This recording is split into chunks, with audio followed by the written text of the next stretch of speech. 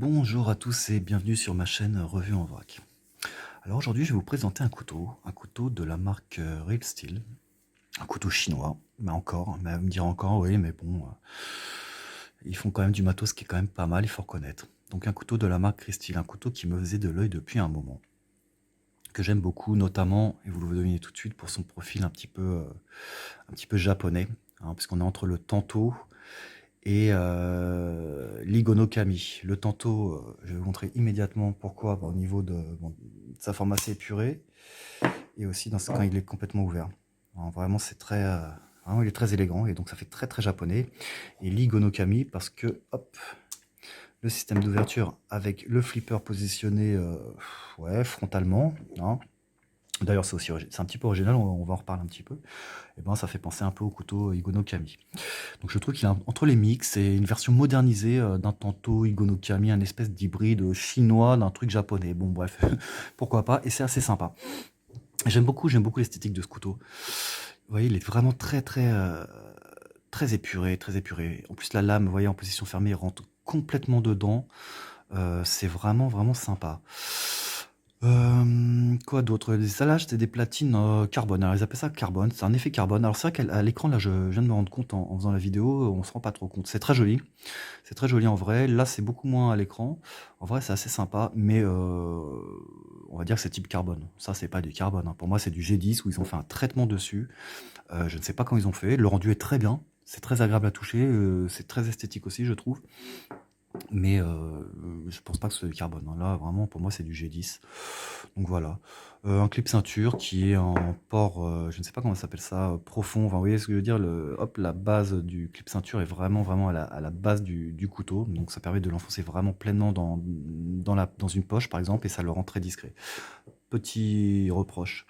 Petit reproche et reproche vraiment débile à la con. Je sais pas pourquoi ils ont pas fait autre chose que ça. Vous voyez ici, là, les vis sont complètement incorporées dans la platine, hein. C'est-à-dire qu'on a un profil complètement lisse. Les vis sont là. C'est très bien. Et là, au clip ceinture, les vis, vous les voyez, les deux, elles mal sortent comme ça. Je trouve ça dégueulasse. Et je trouve ça dégueulasse, d'autant plus que c'est chiant. Du coup, quand on le met, je trouve que ça, on l'enfonce pas bien, le jean se prend à moitié là, on ressort, donc il a pas je trouve pas ça très pratique. Bon, c'est un détail, hein, s'il y a pas, ça fonctionne, mais ça aurait pu être optimisé vraiment à moindre coût, quoi. Au lieu de mettre deux vis comme ça, voilà, ils auraient mis des vis plates, des têtes plates, ça aurait été très bien. Ils l'ont pas fait, je sais pas pourquoi. Mais passons. On a aussi, j'aime beaucoup le pivot central, qui est assez gros, et je trouve esthétiquement c'est pas mal. C'est pas mal du tout. Il y a des roulements, pareil, c'est monté sur roulement. Très bien, super. Voilà, donc bon, c'est quand même bien d'avoir des roulements à billes. La lame, elle est centrée, elle est plutôt centrée, mais elle est pas aussi bien centrée que sur le Bestech. Franchement, c'est pas mal, c'est très bien, mais c'est pas parfait. Là, on s'en rend pas trop compte, mais moi je le vois, c'est pas impeccablement centré. Alors peut-être que je vais le démonter et qu'il y a moyen de rectifier ça, ou peut-être que le liner lock ici met trop de pression, du coup ça décale un petit peu la lame, je ne sais pas. Enfin bref, là il est quasiment sorti de boîte. Bon, je l'ai utilisé, mais bon, je l'ai pas bidouillé, je l'ai pas ouvert. C'est pas impeccablement centré. Ceci étant, en termes de finition, c'est comme une définition d'un bon niveau, hein. Franchement, de toute façon, ouais, les Chinois maintenant, hein, comme je l'ai déjà dit maintes et maintes fois, franchement, ils font des choses de bonne qualité. Et là, vraiment, c'est très clean. C'est très clean. Même si le ressenti au toucher comme ça, j'ai pas l'impression que ça soit aussi bien fini que le Bestech. Quand même, hein. Donc, bon, c'est bien. C'est un bon couteau, c'est pas mal. Mais est-ce que c'est aussi bien fini que chez Bestech? Bah, ce Real Steel me semble pas aussi bien fini que que le Bestech. Qu'est-ce qu'on pourrait dire d'autre? Oui, donc c'est un liner lock, un système de flipper. Là, comment ça s'appelle? Vous voyez, cette espèce de...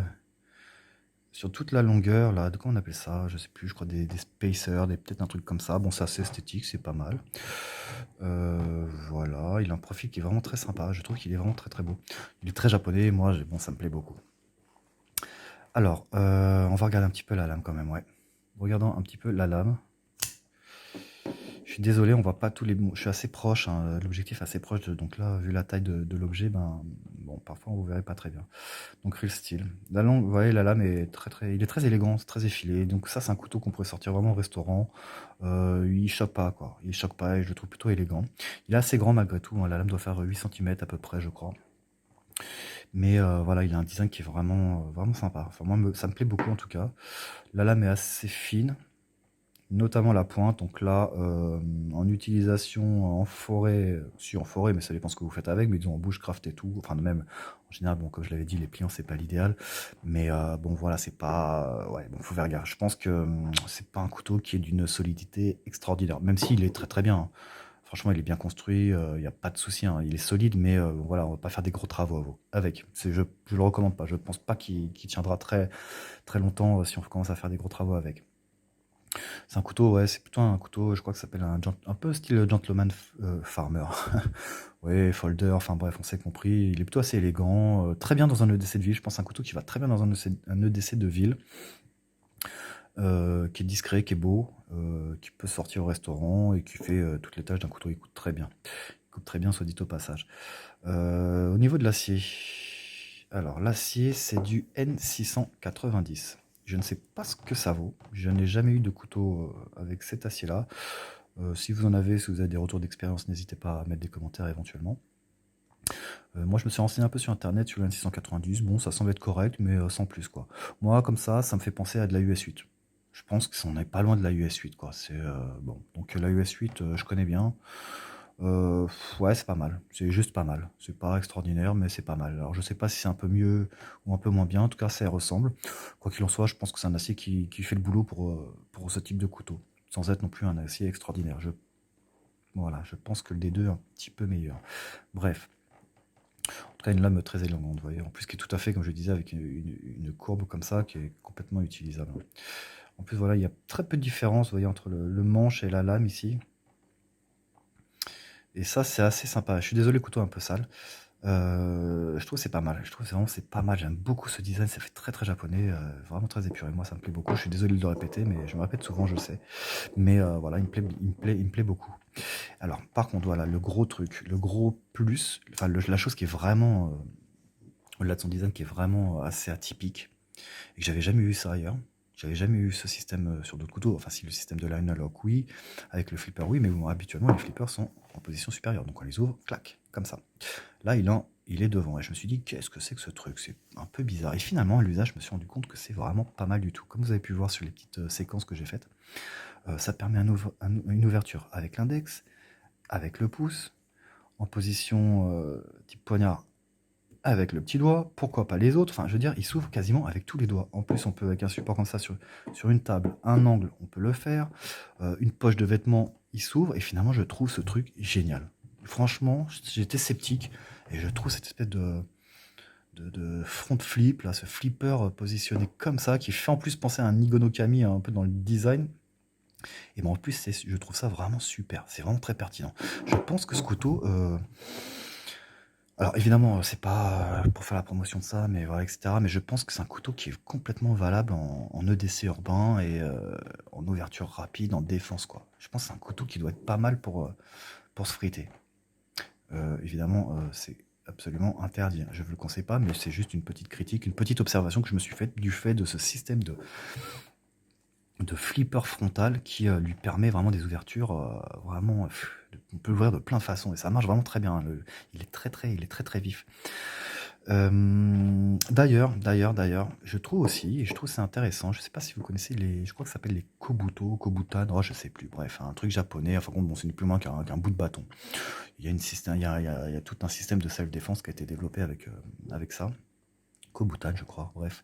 Et en fin de compte, le but c'est de faire des percussions. Et en fin de compte, bon, déjà la taille est vraiment bien. Il a une taille, il est assez grand hein, malgré tout.